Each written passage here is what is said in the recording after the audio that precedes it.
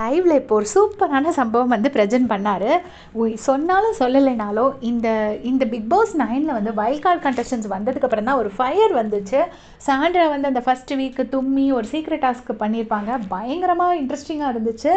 தப்பு ரைட்டெல்லாம் செகண்டரி. அந்த அந்த வீக் ஃபுல்லாக டிவி பார்க்க ரொம்ப இன்ட்ரெஸ்டிங்காக இருந்துச்சு. அதே மாதிரி இப்போ பிரஜன் ஒரு சூப்பரான சம்பவம் பண்ணியிருக்காரு.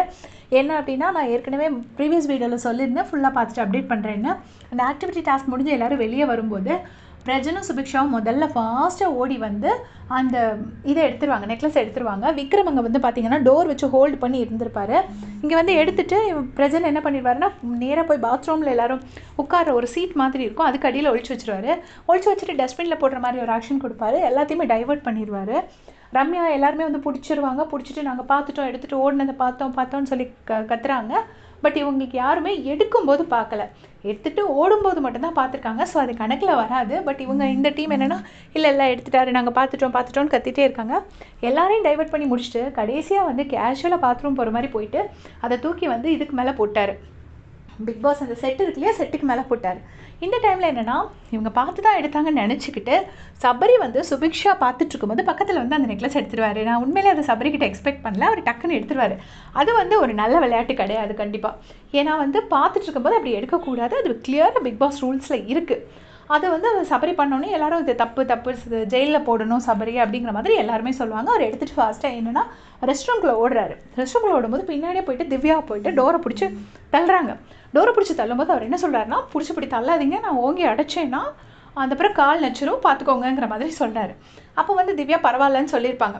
அதுக்கப்புறமா இங்கே ரூமுக்குள்ளே வந்ததுக்கப்புறம் என்னென்னா, அவங்க வந்து இப்படி டோர் அடைச்சா பரவாயில்லன்னு சொல்கிறாங்க, இது என்ன அப்படிங்கிற மாதிரி சொல்கிறாங்க.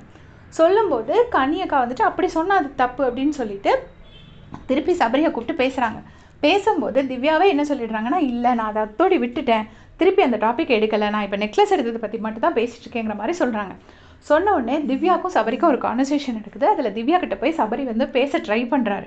நான் அப்படி சொல்லலை, இது வந்து அடைச்சா அடிப்படுன்னு தான் நான் சொன்னேன் அப்படின்னு சொல்கிறாரு. திவ்யா வந்து பயங்கரமாக கோவப்பட்டுட்டு, இல்லை எனக்கு உங்ககிட்ட பேச வேண்டானே சபரி கேட்குறாரு, இவ்வளோ ரூடாக பேசுகிறீங்க திவ்யா, இப்படி ரூடாக பேசினேன் என்னென்னா அப்படி தான் பேசுவேன் அப்படின்னு சொல்லிட்டு எந்திரிச்சு போயிடுறாங்க. அந்த இடத்துல அதை அப்படியே விட்டுறாங்க.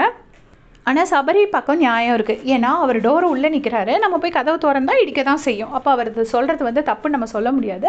அதனால தான் அவர் வார்ன் பண்ணுறாரு. அவர் என்ன கேள்வி கேட்குறாருன்னா, இதே ஒரு பொண்ணு உள்ளே போய் இருந்து நான் இப்படி பண்ணால் விடுவாங்களா அப்படின்னு சொல்லி கேட்குறாரு. அது ரொம்ப நியாயமான கொஸ்டின் தான். கண்டிப்பாக இது பொண்ணாக இருந்தால் பெரிய பிரச்சனையாக தான் வரும்.